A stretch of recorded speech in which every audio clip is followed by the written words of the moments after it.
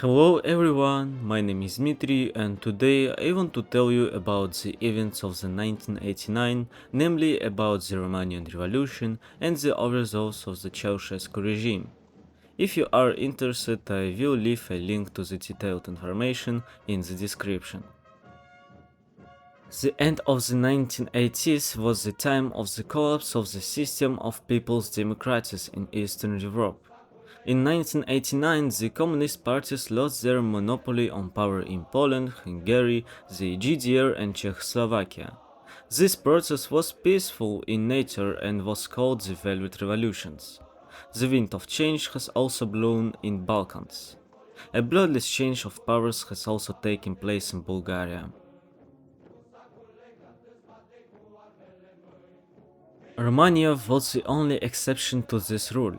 The country has been ruled by the eccentric and authoritarian politician Nicolae Ceausescu since 1965.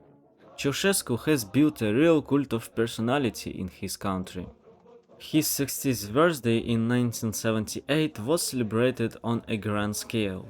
The norm of addressing him was the genius of the Carpathians and the source of your light. The economic situation in Romania was difficult. By 1981, the state's external debt amounted to $10 billion. Wanting to pay off the debts taken from the MFB as soon as possible, Ceausescu urged to save electricity in a tough way. As a result, by the early 1980s, the economic situation in the country has deteriorated.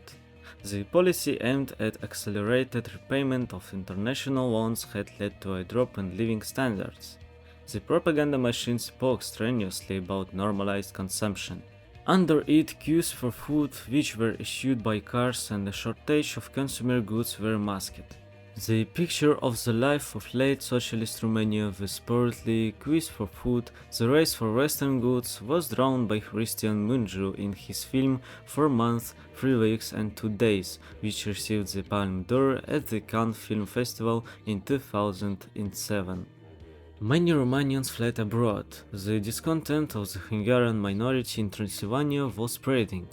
At the same time, Ceausescu did not accept the perestroika in the USSR, tightening control over society, which was carried out by the all-powerful state security service, the Securitate.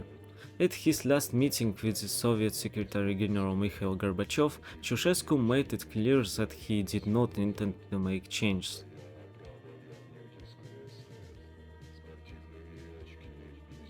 In November 1989, the 14th Congress of the Communist Party of Romania was held in Bucharest. On it, the audience interrupted the conductor's speech many times with stormy applause. But even then performances began in the west of the country. The detonator was the expulsion of the Hungarian Protestant priest Laszlo Tekes from Timișoara for anti-government sermons. By mid-December, mass demonstrations were already taking place in the city, in which both Hungarians and Romanians participated. Ceausescu demanded to stop the speech at any cost, but the security forces no longer fully controlled the army and police. On December 21st, after a massive propaganda attack, a grand rally was organized in Bucharest. However, some of its participants began to shoot anti-Ceausescu slogans. So the unrest spread to the capital. On December 21st, during the clashes, the death toll exceeded 100 people. On the night of December 22nd, the construction of barricades in the city began. They were swept away by tanks of the Romanian People's Army, but in the morning hundreds of thousands of people took to the streets of Bucharest, including workers of the largest factories in the capital. During the days of unrest, no one stood up for the discredited Ceausescu. The Soviet and American leaders did not even comment on the bloody events in Transylvania in Bucharest. On the same day, the conductor and his odious wife Elena Ceausescu fled to Târgoviște, where they were arrested.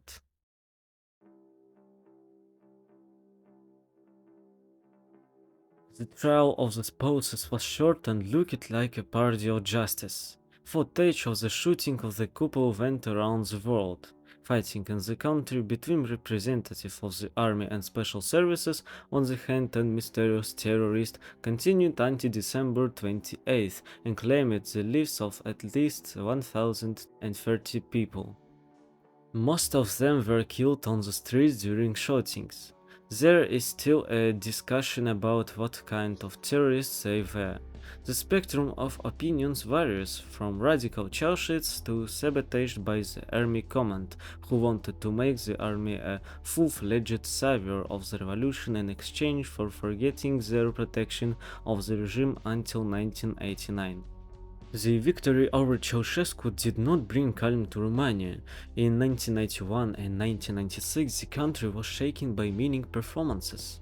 In the 2000s, against the background of disillusionment with the new economic policy, a certain nostalgia for Ceausescu appeared in society.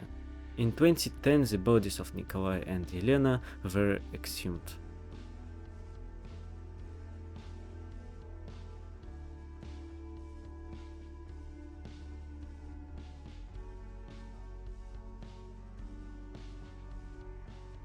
The latest news from Bucharest. Paul Davis and his team have been watching the fighting around the capital's television station since late last night.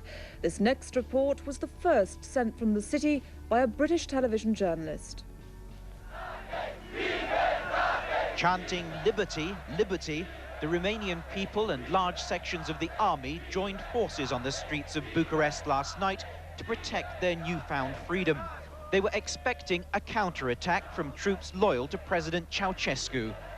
Many young civilians prepared for the confrontation, armed with nothing more than courage and a handful of homemade petrol bombs. The attack came just after 1 o'clock in the morning. Civilians caught in the crossfire as members of Ceausescu's secret police rained automatic fire on the television studios, whose defenders replied with gunfire and their petrol bombs.